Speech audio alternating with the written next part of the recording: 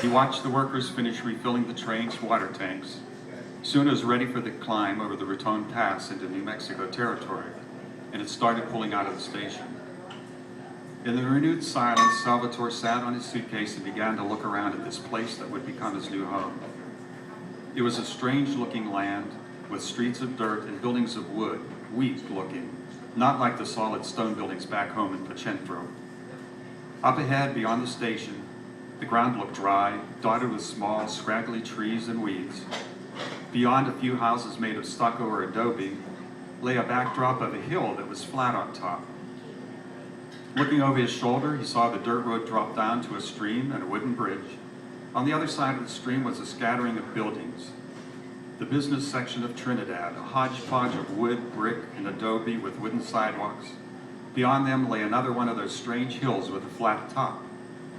Trinidad sat at about 6,000 feet above sea level in southeastern Colorado, an area with a rich and often violent history. Archaeological digs revealed that the area was inhabited by Native Americans as early as 8,710 BC. The Spanish, moving north from their conquest of Mexico at the end of the 16th century, claimed the region for Spain.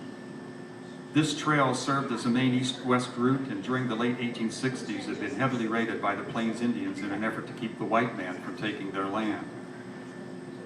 When coal was discovered in the mid-19th century, the area opened to an influx of new, cheap labor from Mexico, Ireland, and the coal regions of eastern United States. In 1876, when Colorado Territory became the 38th state, this rough and tumble town of Trinidad was filled with gambling halls, saloons, and houses of prostitution, and there were gunfights on every corner. Bat Masterson had been through Trinidad when he was working on the crew building the Atchison, Topeka, and Santa Fe Railway. The town leaders hired him in 1882 to clean the town up. At the same time, Doc Holliday and the Earp brothers arrived too. And now, just 20 years later, Salvatore was here sitting on his suitcase, thinking about all that had happened to him in the last 30 days since leaving his family in Pacentro, Italy. His thoughts went back to the calendar behind the man inside the station. May 31st, 1902. It was his 14th birthday. Dirty, hungry, and tired, frightened and alone, he looked around at this desperate place and began to cry.